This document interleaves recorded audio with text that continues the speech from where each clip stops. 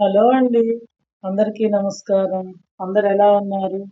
మనం మార్గశీర్ష మాసాన్ని సుసంపన్నంగా పూర్తి చేసుకున్నాం గదా! మనం ఒక్కో మాసాన్ని గురించి వచ్చినప్పుడు కొత్తగా ఇప్పుడు మార్గశీర్ష మాసం తర్వాత మనకేమొస్తుంది? తెలుగు నెలల్లో పుష్యమాసం ప్రారంభమవుతుంది. ప్రతి మాసానికి కూడా ఒక ప్రాధాన్యత ఉంటుందన్నమాట. కాబట్టి ఒక్కో మాసాన్ని గురించి చెప్పుకుంటూ ఉన్నాం గదా మనం. ఇప్పుడు దాంట్లో భాగంగానే డిసెంబర్ 21వ తేదీ నుంచి జనవరి 18వ తేదీ వరకు పుష్యమాసం అన్నమాట. ఈ పుష్యమాసం యొక్క విశిష్టతను గురించి, దాని ప్రాధాన్యతను గురించి మనం చెప్పుకుందాం. పుష్యమాసానికి ఏం విశిష్టత అండి? శూన్యమాసం కదా అని అంటారా? చూడండి దాంట్లోనే ఇంకా విశిష్టత ఉందన్నమాట. ఇప్పుడు దాని గురించి నేను మీకు తెలియజేస్తానండి. అసలు ఈ పుష్యమాసం డిసెంబర్ 21 నుంచి ప్రారంభమవుతుంది. దీనికి ఈ పేరు ఎందుకు వచ్చింది అంటే మనం ప్రతి నెలలో కూడా చెప్పుకుంటూ ఉన్నాం. చంద్రుడు పుష్యమి నక్షత్రంలో ఉండగా వచ్చేటువంటి మాసాన్ని పుష్యమాసం అంటారనమాట. ఇంకా ఈ పుష్య అనే మాటకి అర్థమైంది అంటే మంచి పోషణ శక్తి కలిగినటువంటిది అని కూడా అని చెప్పి అర్థం అనమాట. చూడండి ఎందుకంటే పుష్యమాసం వచ్చినప్పుడు చక్కగా పంటలు పండి చక్కగా సంక్రాంతి పండుగ కూడా ఇప్పుడే వస్తుంది కాబట్టి పంటలన్నీ కూడా పండి వ్యవసాయదారులు మన దేశం ప్రధానంగా వ్యవసాయ ప్రాధాన్యత కలిగిన దేశం కాబట్టి ఎక్కువ మంది రైతులు పంటలు పండించుకొని చక్కగా ఇంటికంతా కూడా పంట వస్తుంది అనమాట. కాబట్టి సంక్రాంతి పండుగ దీన్నే మనం పెద్ద పండుగ అని కూడా జరుపుకుంటాం. 3 రోజులు జరుపుకుంటాం. కాబట్టి ఈ పండుగ కూడా ఏ మాసంలో వస్తుంది అంటే ఈ పుష్యమాసంలోనే వస్తుంది అన్నమాట. కాబట్టి ఈ పుష్యమాసానికి పోషణ శక్తి కలిగి ఎందుకంటే మనందరం పోషించాలంటే ఆహారం కావాలి కదా! ఆహారం వండి పంటలు ఇంటికి వచ్చేటువంటి మాసం ఇది కాబట్టి దీనికి పోషణ శక్తి కలిగినటువంటిది అని కూడా అర్థం అన్నమాట. ఇంకా ఈ పుష్యమాసం వచ్చేటప్పటికి మార్గశీర్ష పుష్యమాసములు హేమంత ఋతువు. శీతాకాలం చలి గడగడగడ వణుకుంటుంది. కాబట్టి మనం ఎక్కడికి బయటికి పోకుండా హాయిగా పైగా పుష్యమాసం, శూన్యమాసం పెళ్లిళ్ళు ఇవన్నీ కూడా ఉండవు కాబట్టి ఆధ్యాత్మికంగా మనం జపతపాదులు, ధ్యాన పారాయణలకి కూడా చాలా శ్రేష్టమైనటువంటి మాసం. ఈసారి చూడండి పుష్యమాసం డిసెంబర్ 21 నుంచే ప్రారంభమైంది.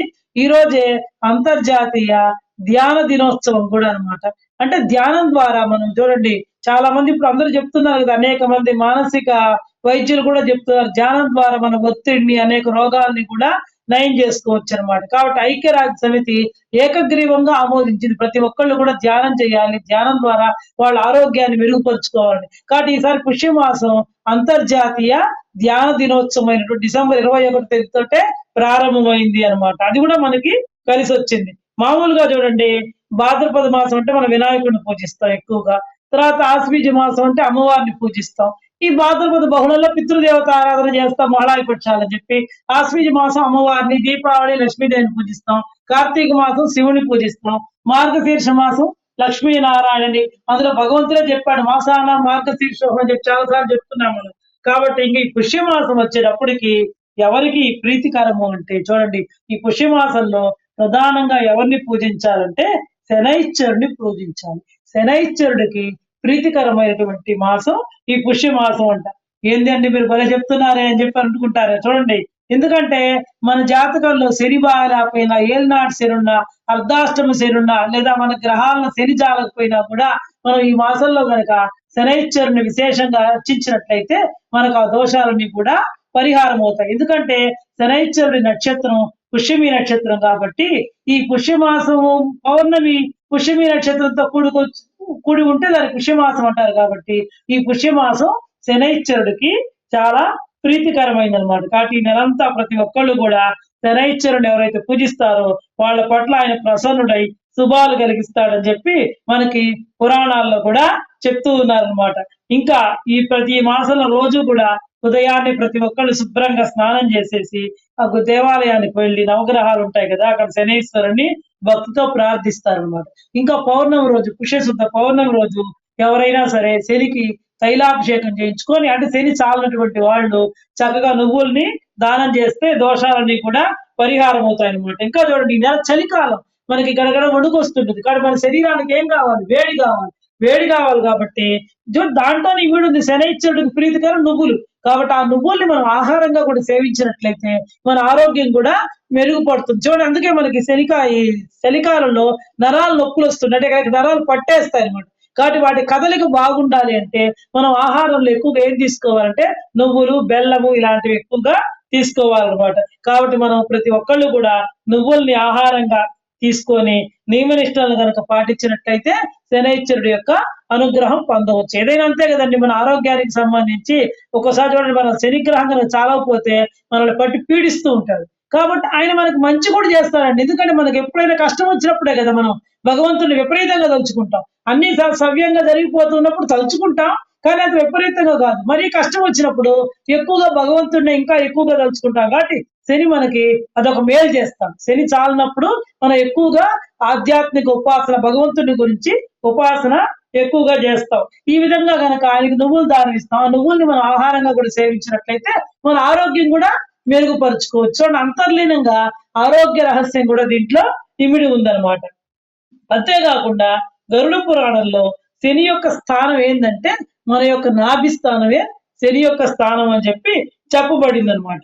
కాబట్టి ఎప్పుడు కూడా శరీరంలో ఉండేటువంటి నాభి ప్రదేశాన్ని శని ప్రదేశంగా చెప్పారో అప్పుడే ఈ ప్రదేశానికి ఉన్న ప్రాముఖ్యం అంతరికి కూడా, అంటే దీనికి సంబంధించి మన కడుపుకు సమయం జబ్బులు వచ్చిన అన్నిటి కూడా శనైశ్వరుడే కారణం అని చెప్పి మనం తెలుసుకోవాలి. అప్పుడు మనం ఏం తీసుకోవాలి? ఆహారంలో నువ్వులు తీసుకోవాలి.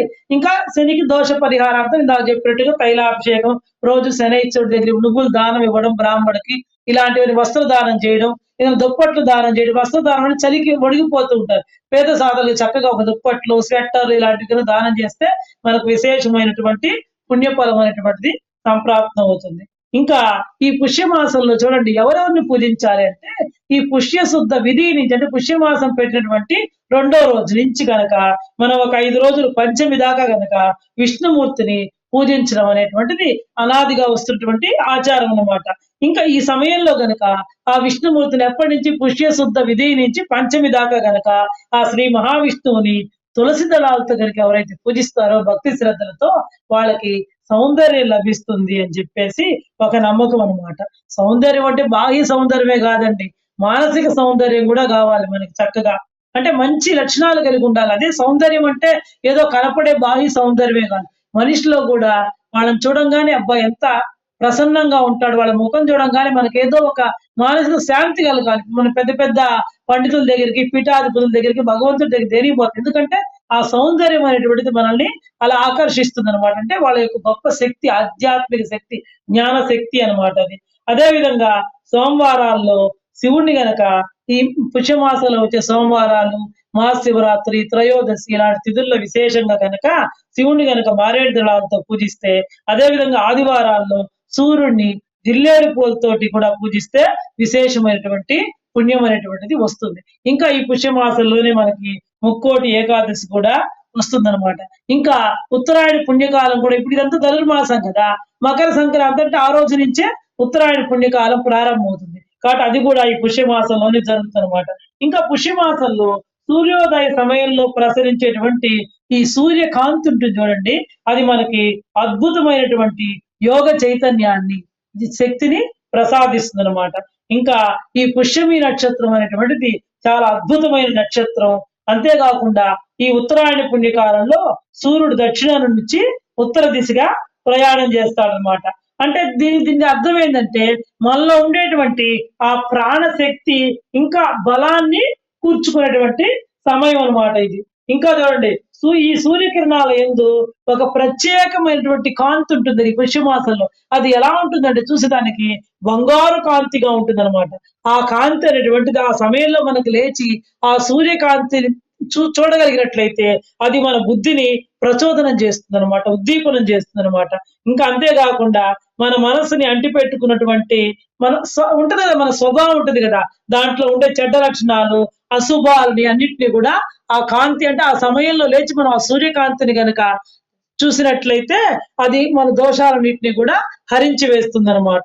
ఇంకా బుద్ధి బలము, ప్రాణబలము ఎక్కువగా లభిస్తాయి. పుష్టి అంటే సమృద్ధిగా లభిస్తాయి అనమాట. ఏ మాసంలో? ఈ పుష్యమాసంలో లభిస్తాయి అనమాట. ఇంకా ఈ పుష్యమాసంలో వచ్చేటువంటి శుక్లపక్షంలో వచ్చేటువంటి అష్టమి రోజున పితృదేవతలను కూడా ఆరాధిస్తూ ఉంటారనమాట. మీకు ఇందాకనే చెప్పే వస్త్రదానం చాలా అద్భుతమైనటువంటి ఫలితాలను ఇస్తుంది అనమాట. ఇంకా ఈ పుష్యమాసంలో పండగలు కూడా వస్తాయి. భోగి పండుగ రోజు ఈ ధనుర్మాసం అనేటువంటిది డిసెంబర్ 16 నుంచి ప్రారంభమయ్యి జనవరి 14 ఈ గోదా రంగనాథుల కళ్యాణంతో ఈ ధనుర్మాసం ముగుస్తుంది. తెల్లవారి నుంచి ఉత్తరాయణ పుణ్యకాలం అనేటువంటిది ప్రారంభమవుతుంది అనమాట. ఇంకా మనం ఈ పండగల గురించి చెప్పేటప్పుడు ఒక్కొక్క పండుగ విశిష్టతను గురించి మనం చెప్పుకుందాం. మొత్తం మీద మనం అసలు పుష్యమాసం అంటే ఏంది, ఈ పుష్యమాసంలో వచ్చే పండగలు ఏంది, మనం అసలు ఈ పుష్యమాసం యొక్క ప్రాధాన్యత ఏంది, ఎవరిని పూజించాలి. ఈ పుష్యమాసంలో ప్రధానంగా శనైశ్వరుని ఈ నెల రోజులు పూజించాలి. మొదటి 5 రోజులు విష్ణువుని పూజించాలి. ప్రతి సోమవారం, త్రయోదశి, మహాశివరాత్రులు శివుని పూజించాలి. ఈ విధంగా ఆదివారం రోజు సూర్య భగవానుడిని పూజించాలన్నమాట. ఇంకా ఉదయం టైంలో వచ్చినట్టు ఆ బంగారు రంగు కాంతి గనక మన శరీరం మీద ప్రసరించినట్లయితే మనలో ఉండే దుష్ట స్వభావాలన్నింటిని కూడా హరించి వేస్తున్న శక్తి ఉందన్నమాట. కాబట్టి ప్రతి ఒక్కళ్ళు ఇంకా ఈ పుష్యమాసంలో వచ్చినటువంటి అమావాస్య కూడా చాలా ప్రత్యేకమైనటువంటి ప్రాశస్త్యం ఉందన్నమాట. జనవరి 18వ తేదీ వస్తుంది. దాని గురించి మళ్ళా మనం విశేషంగా చెప్పుకుందాం అనమాట. కాబట్టి ఇంకా ఆ రోజున ప్రతి ఒక్కళ్ళు కూడా అమావాస్య రోజు నదీ స్నానాదులు చేసుకుని దైవ దర్శనం, పితృదేవత ఆరాధన ఇలాంటివన్నీ చేసుకుంటే గనక విశేషమైనటువంటి